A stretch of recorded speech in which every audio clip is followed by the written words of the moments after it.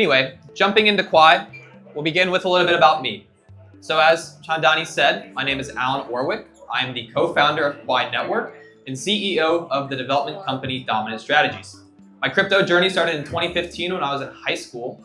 And of course, a lot of people, in terms of different activities of how they got into crypto, mine was fake IDs. And that was kind of the way I got into Bitcoin. I studied computer science at the University of Texas at Austin and ultimately led me to founding Texas Blockchain, the student development company and the student development organization where we started classes and coursework in order to grow blockchain on campus and also in the Austin area. And then furthermore, once we started Texas Blockchain, we began doing research. And that led us to BlockReduce, which is now QuaiNetwork. Before starting Quai full-time, I was briefly at Apple as a software engineer, and so also handles for X and Telegram to connect with me after the presentation. So more on Dominant Strategies, we have a very legitimate executive team and well-versed company across various sectors of academic as well as industry between Fidelity, DCG, Consensus, Ava Labs, Onnit, and of course the University of Texas. So glad to have their support as our executive team. And so more into the project. So what is QuaiNetwork and what are we doing? QuaiNetwork is a new layer 1 and we're built for high performance, 50,000 transactions per second. And I mean that in terms of actual execution. We're really working towards 1 gigagas a second at the actual L1 level. We also have a native energy dollar. So I might get into some technical terms. I've heard a few between the panels between DePIN, AI, cloud gaming, and more. But fundamentally, what we see with QuaiNetwork is a new layer 1 that can be built and scaled for mass crypto adoption. That is the goal. We do not want to offload compute to L2s.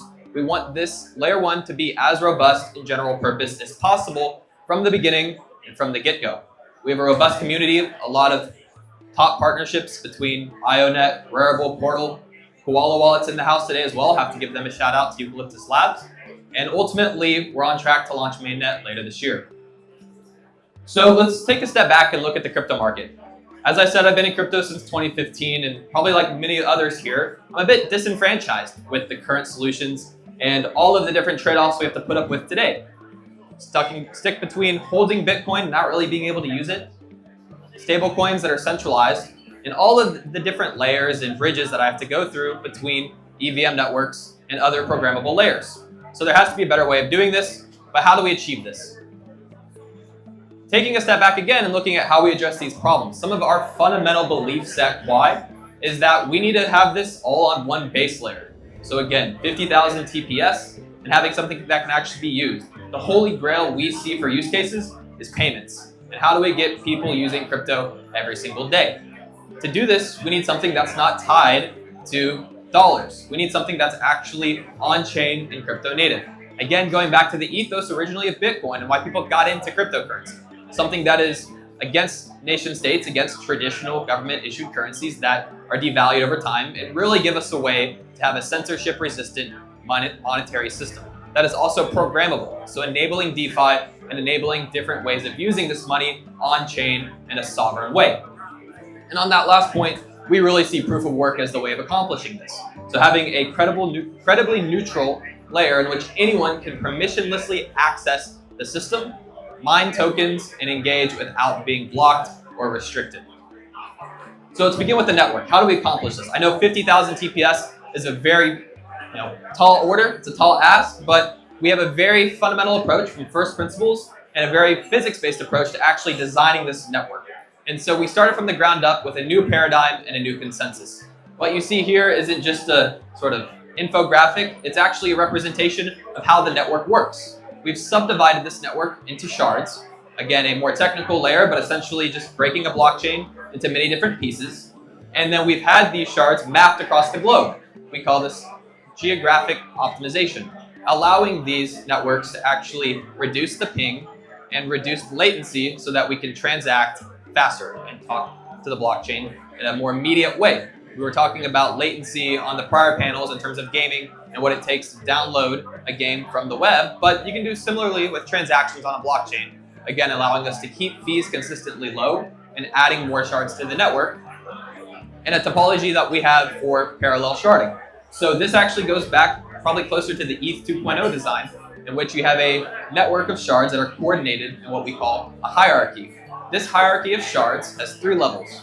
prime, region, and zone. Transactions actually take place in the zone layer, and in this zone layer, they're all EVM compatible and able to trustlessly use the same token across these shards. So enabling both the horizontal scaling capabilities and vertical capabilities of blockchain technology. This topology is algorithmic, so it expands on demand, so allowing for the network to actually accommodate more transactions per second as the fees increase and actually reducing that burden as more shards are added to the network. You can see at the bottom, when we get to a 50 by 50 topology, or 15 by 15 topology, we can accommodate up to that 50,000 transactions per second.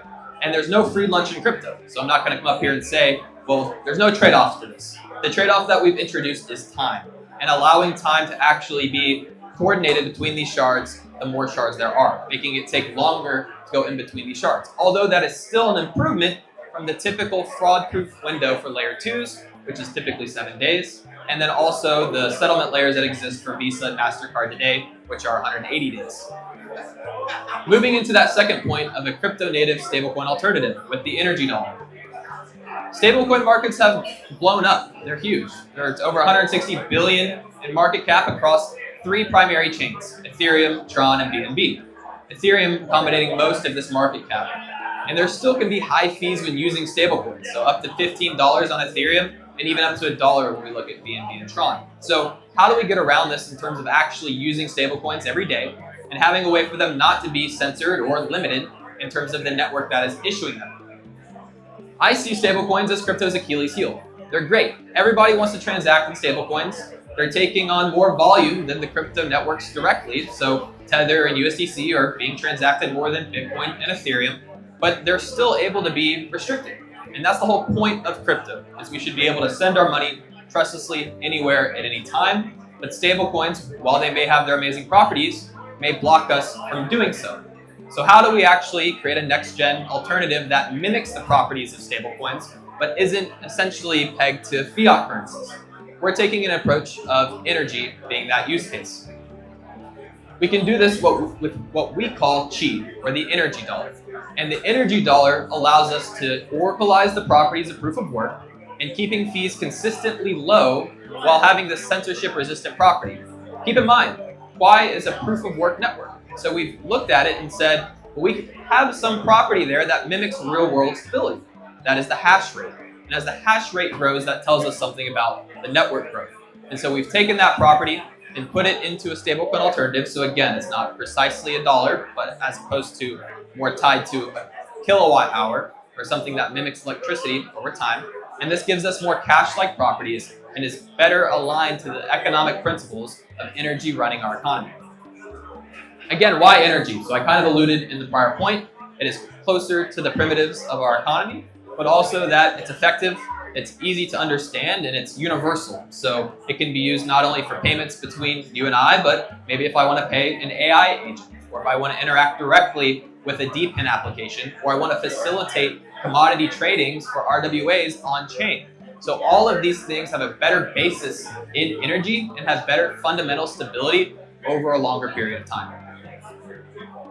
And not only does it act as that better commodity value, but also instead of fiat currencies, looking at the Canadian dollar exchange rate, energy actually has a better price parity than the volatility that exists for the 20-year average on the Canadian dollar. Seeing that red line being energy on the bottom, and then the gray line being the Canadian US dollar pair. So in terms of an actual stable coin, energy looks pretty good. But again, it's not what we expect out of something like the US dollar direct. So looking at some of the other catalysts for the energy dollar, where we see this market heading. So we think that on-chain stability is going to continue to grow. Stablecoins are going to continually eat more and more of the market share, as well as RWAs. And so people are going to want to dollarize our blockchains, and they're also going to want to bring stocks, bonds, commodities, and other RWAs, as I said, on-chain, but again, decentralize all of these access points that we really wanted our sovereign money to be decentralized as opposed to what we have. And people want fiat alternatives. Money is hyperinflating left and right.